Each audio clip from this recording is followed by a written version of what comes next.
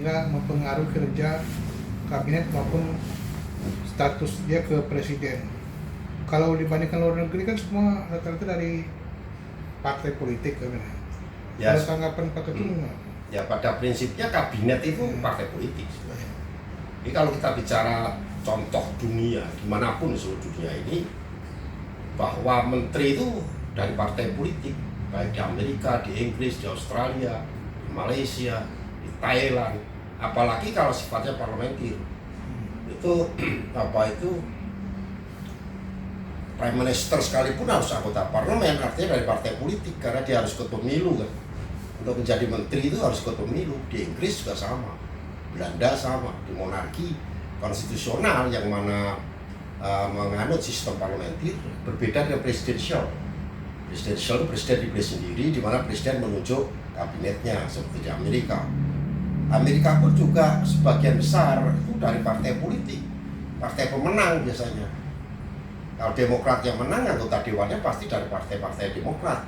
Kalau Republik yang menang, ya orang-orang partai Republik. Nah, Indonesia ini memang unik, di mana ada disebut mewakili profesional dan partai politik. Yang dimaksud profesional itu apa? Nah, ini yang membingungkan orang sebenarnya. Karena tidak ada menteri profesional, itu nggak ada. Karena belum ada sekolah menteri itu nggak ada. Nah, kalau yang disebut profesional dalam arti adalah apa ya, nggak ngerti. Profesional itu kan orang yang mengerjakan yang benar.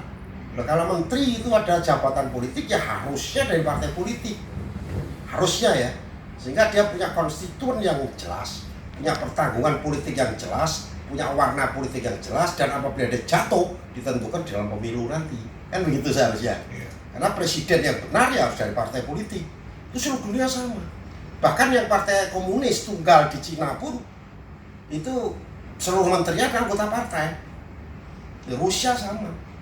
Nah, ini yang unik di Indonesia memang. Khusus untuk di Indonesia Pak, untuk menteri yang berasal dari parpol nih, walaupun sudah dilantik jadi menteri, tapi dia lebih terikat ke ketumnya daripada presiden. Tanggapan Pak Ketum gimana? Itu hampir tidak mungkin. Dalam bidang apa dia tunduk kepada ketum partai itu, dalam bidang apa dia harus tunduk kepada presiden. Karena program ketua partai itu tidak ada terkait dengan program presiden. Program dari partai koalisi pemerintah itu semua sudah dititipkan pada presiden terpilih. Visi misi menteri itu tidak ada kalau di Indonesia ya, terutama era Pak Jokowi. Visi misi menteri adalah melaksanakan visi misinya presiden. Sehingga hampir tidak mungkin kalau kemudian partai politik tunduk pada ketua partai, tidak tunduk pada presiden, hampir tidak mungkin.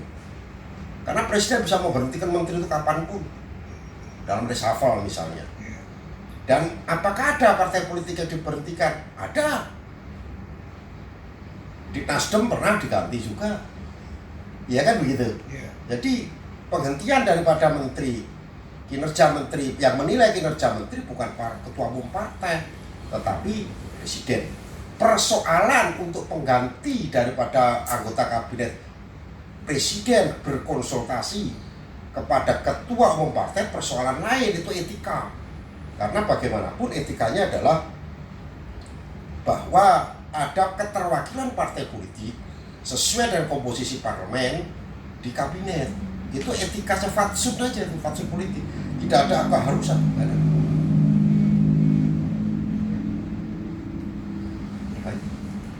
Nah, soal kinerja kabinet sekarang ini tidak begitu menyolok karena faktor pandemi ya. Sehingga agak sulit untuk menilai keberhasilan daripada kementerian satu sama lain.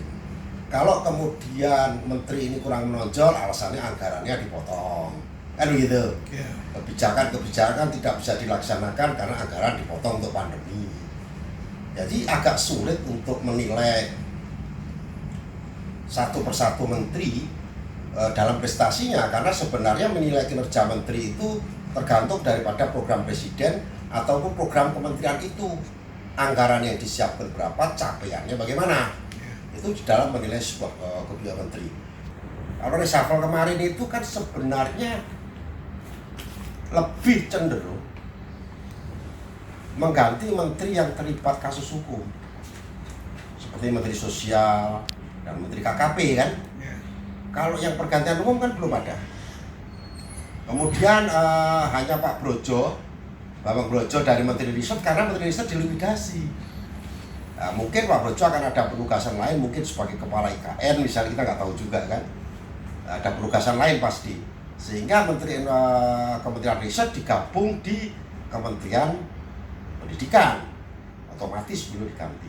Bukan karena kinerjanya buruk, akan tetapi memang kabinet ini so-so aja lah, tidak ada prestasi yang luar biasa karena faktor pandemi. Tetapi juga lumayan di dalam melaksanakan kegiatan, kekompakan daripada menteri satu sama lain. Yang penting tidak gaduh, rakyat sudah senang. Nah, kemudian tidak kontroversial, yang membuat banyak sedikit gaduh atau sedikit menjadi pembicaraan di masyarakat itu kebijakan diambil Menteri BUMN. Kan itu aja sebenarnya, karena ada pengangkatan komisaris yang seniman lah, yang inilah, itu aja yang membuat sedikit sering dibicarakan orang. Sehingga Kementerian BUMN karena sering melakukan pergantian direksi maupun komisaris dibandingkan Menteri BUMN sebelumnya, itu yang menjadi sedikit gaduh sih ya belum ya setengah gaduh lah ya. Tapi nggak gaduh banget lah. Artinya Menteri BUMN Erick Thohir ini lebih cenderung banyak dibahas orang karena pergantian direksi dan komisaris itu lebih cepat dibandingkan di zaman Bu Rini maupun Pak Menteri di zaman PSBY. Jadi cepat sekali pergantiannya, ada yang baru setahun ganti dan sebagainya, sehingga ada kegamangan di dalam memilih direksi dan perpindahan daripada komisaris itu terlalu cepat. Itu yang dipandang orang seolah-olah ada apa nih dengan Erick Thohir.